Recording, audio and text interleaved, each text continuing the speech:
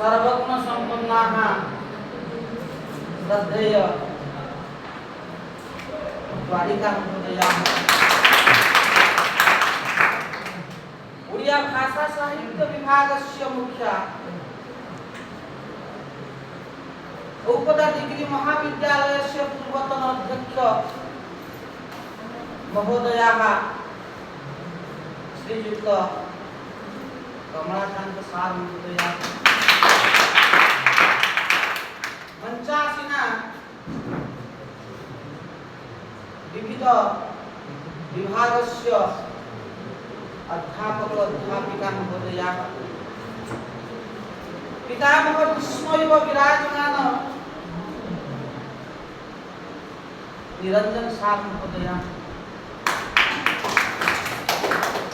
युव सांबादिक बंधु श्रीमान नरेंद्र भाई महोदय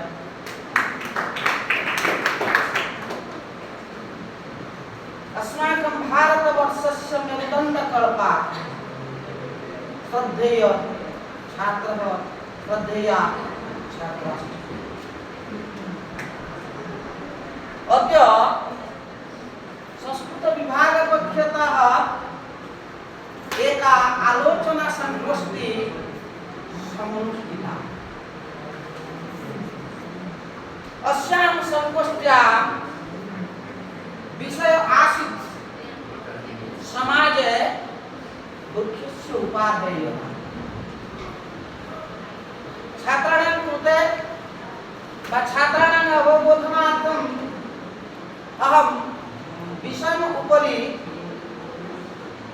मध्ये मध्ये संस्कृत एवं उत्कल भाषया कथयिष्यामि। विषय थिला समाज रे वृक्षर उपादेयता वा आवश्यकता। बृहत् संहिता शास्त्र जो शास्त्र की पराक्रम मिहिरम द्वारा विरचित जहाकु बुद्धिजीवी माने जहाकु विद्वान माने युक्त 3 तृतीय श्रेणी रे किबा 6th सेमिस्टर रे विषय ऊपर गृहीत करिछन। ये गृहीत करिवार अनेक तात्पर्य अछि, अनेक अंतर्निहित उद्देश्य अछि। से अंतर्निहित उद्देश्य हला जे आजिर भविष्यत माने आजिर समाज रे छात्र छात्री माने वृक्ष बाबद रे जानतु, वृक्षर उपादेयता विषय रे किछि शिक्षा करंतु।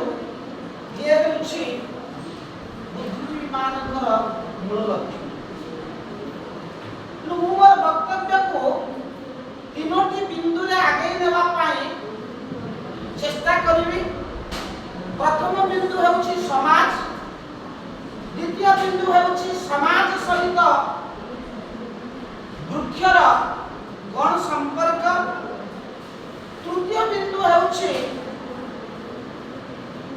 ये समाज पाई वृक्षर कोन उपकारिता अछि वा उपादेयता अछि।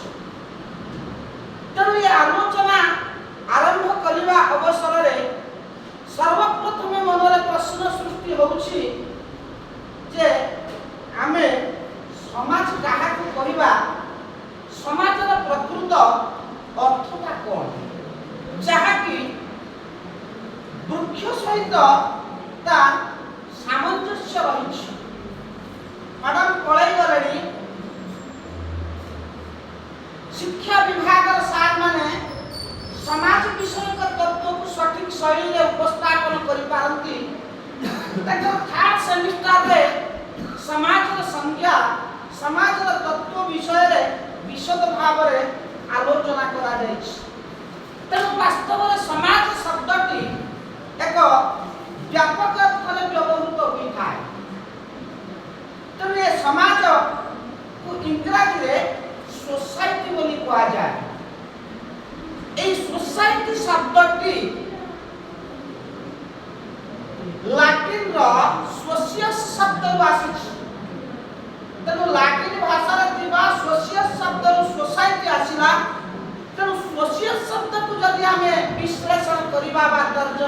କରିବା ତାର ନିଷ୍କର୍ଷରେ ବାହାରୁଛି ଯେ ବନ୍ଧୁତା ସହଚର ବା ସମ୍ପର୍କ। ତେଣୁ ସମାଜର ସେଥିପାଇଁ ସମାଜର ଶବ୍ଦଟି ବ୍ୟାପକ ହେଇଛି। ତେଣୁ ସମାଜ ହେଉଛି ଇଏ ସମ୍ପର୍କର ଏକ ପଦ୍ଧତି ଯେଉଁଥିରେ କି ବ୍ୟକ୍ତିମାନେ ତାଙ୍କର ସାମାଜିକ ସମ୍ପର୍କକୁ ଧାରଣ କରିଥାନ୍ତି। ଏକାଧିକ ବ୍ୟକ୍ତିମାନଙ୍କର ପାରସ୍ପରିକ ସମ୍ପର୍କକୁ ସମାଜ ବୋଲି ମଧ୍ୟ କୁହାଯାଇଥାଏ। ସାଧାରଣ ଅର୍ଥରେ ସମାଜ କହିଲେ ଏକ ବୃହତ୍ତର ଏବଂ ସୁସଂଗଠିତ ସମୂହକୁ ବୁଝାଇଥାଏ। ତେଣୁ ପରିଶେଷରେ ଯଦି ଅତି ସଂକ୍ଷେପରେ କୁହାଯାଏ, ପ୍ରକୃତରେ ସମାଜକୁ ସମ୍ପର୍କର ଏକ ବୁଢ଼ିଆଣି ଜାଲ କହିଲେ ଅତ୍ୟୁକ୍ତି ହେବ ନାହିଁ। କୀଟ ଠାରୁ ପତଙ୍ଗ ପର୍ଯ୍ୟନ୍ତ, ସ୍ଥାବର ଠାରୁ ଜଙ୍ଗମ ପର୍ଯ୍ୟନ୍ତ ସମାଜ ଅଛି। ପଶୁମାନଙ୍କର ସମାଜ ଅଛି, ପକ୍ଷୀମାନଙ୍କର ସମାଜ ଅଛି, ମଣିଷମାନଙ୍କର ସମାଜ ଅଛି, ଜାତି ପ୍ରଥାର ସମାଜ ଅଛି। ତେଣୁ ସମାଜ ଏକ ବୁଢ଼ିଆଣି ଜାଲ କହିଲେ ସେଇଥିପାଇଁ ଅତ୍ୟୁକ୍ତି ହୁଏ ନାହିଁ।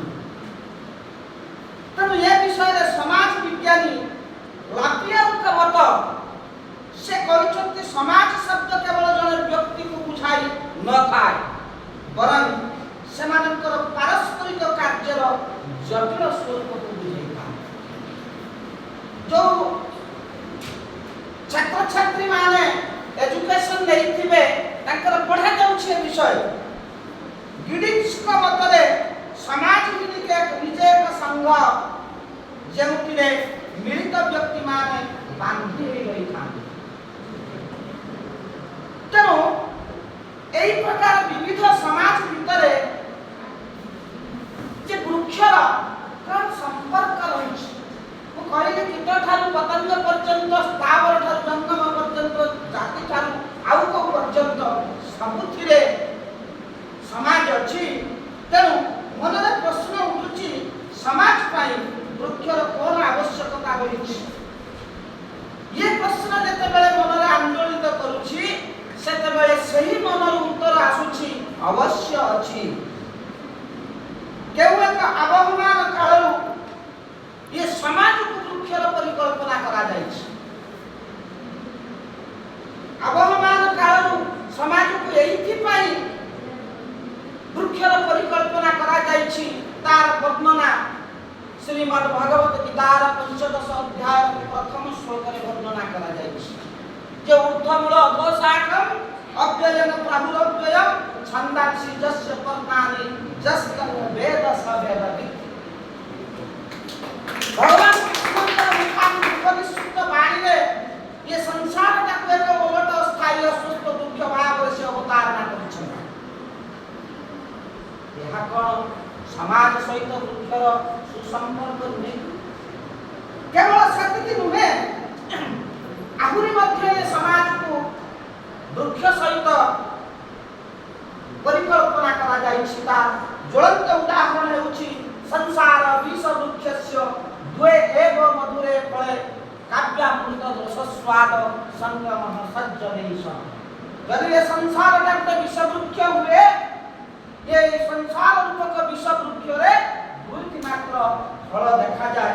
ଗୋଟିଏ ହେଉଛି ସାଧୁମାନଙ୍କର ସଂଗମ ଏବଂ ଆଉ ଗୋଟେ ହେଉଛି କାବ୍ୟ ରୂପକ ଅମୃତ। ତେଣୁ ଏ ଶ୍ଲୋକରେ ମଧ୍ୟ ସମାଜକୁ ବୃକ୍ଷର ପରିକଳ୍ପନା କରାଯାଇଛି। ସେତିକିରେ ସରୁନାହିଁ। ପ୍ରତ୍ୟେକ ମୁହୂର୍ତ୍ତରେ, ପ୍ରତ୍ୟେକ ପାଦରେ, ପ୍ରତ୍ୟେକ ଛାତ୍ରରେ ସମାଜ ସହିତ ବୃକ୍ଷର ପରିକଳ୍ପନା ହେଉଛି। ହୁଏତ ଇଏ ଆମର ମାନସ ପଟରେ ରହିଯାଉଛି, ଆମେ ସଠିକ ଶୈଳୀରେ ଗବେଷଣା କରିପାରୁନାହୁଁ, ସଠିକ ଶୈଳୀରେ ପର୍ଯ୍ୟାଲୋଚନା କରିପାରୁନାହୁଁ। ତେଣୁ ବୃକ୍ଷ ସହିତ ସମାଜର ସମ୍ପର୍କ ପରିପୂରକ ଅବସ୍ଥାରେ ଅଛି।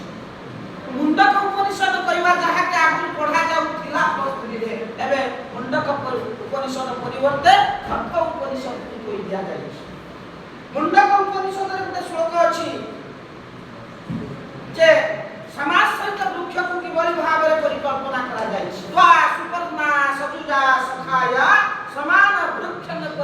स्वजाते तयोरन्य पिप्पलन स्वाद जनस्मरण्य अभिज्ञता। जदि बा से श्लोकरे आत्मा एवं परमात्मा कथा को उपस्थापन करा जायछि तथापि समाज रूपक वृक्षरे सदा सर्वदा आत्मा एवं परमात्मा पक्षी नीति बसिଛନ୍ତି।